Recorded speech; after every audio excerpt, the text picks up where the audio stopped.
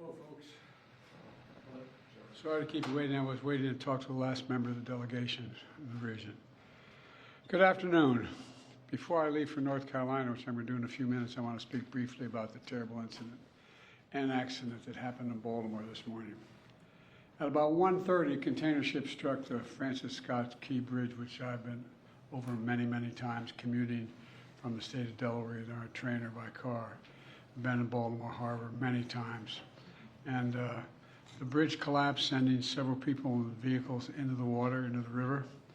And multiple U.S. Coast Guard units, which are stationed very nearby, thank God, were immediately deployed along with local emergency personnel.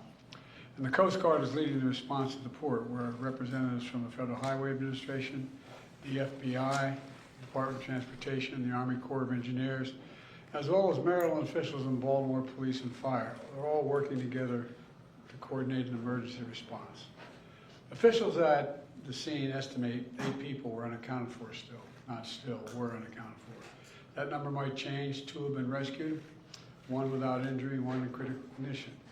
And the search and rescue operation is continuing for all those remaining as we speak. I spoke with Governor Moore this morning, as well as the Mayor of Baltimore, the county executive, both United States senators and the congressman. And my Secretary of Transportation is on the scene. I told them we're going to send all the federal resources they need as we respond to this emergency. And I mean all the federal resources. And we're going to rebuild that port together. Everything so far indicates that this was a terrible accident. At this time, we have no other indication, no other reason to believe there's any intentional act here. Personnel on board the ship were able to alert the Maryland Department of Transportation that they had lost control of their vessel, as you all know and reported. As a result, local authorities were able to close the bridge to traffic before the bridge was struck, which undoubtedly saved lives. Our prayers are with everyone involved in this terrible accident and all the families, especially those waiting for the news of their loved one right now. I know every minute in that circumstance feels like a lifetime. You just don't know. It's just terrible. We're incredibly grateful for the brave rescuers who immediately rushed to the scene, and to the people of Baltimore. I want to say we're with you. We're going to stay with you as long as it takes.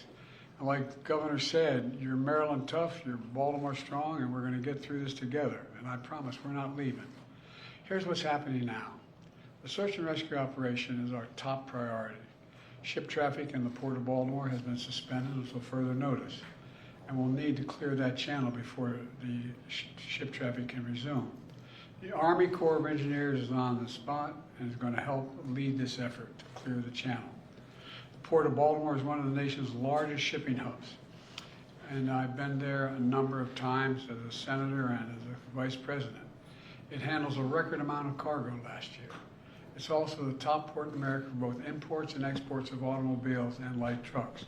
Around 850,000 vehicles go through that port every single year, and we're going to get it up and running again as soon as possible. 15,000 jobs depend on that port, and we're going to do everything we can to protect those jobs and help those workers. The bridge is also critical for travel, not just for Baltimore, but for the Northeast Corridor. Over 30,000 vehicles cross the Francis Scott Key Bridge on a daily basis. It's virtually it's one of the most important elements for the economy in the Northeast and the quality of life. My transportation secretary is there now.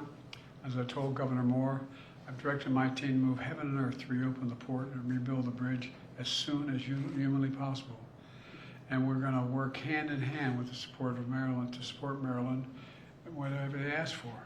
We're going to work with our partners in Congress to make sure the state gets the support it needs.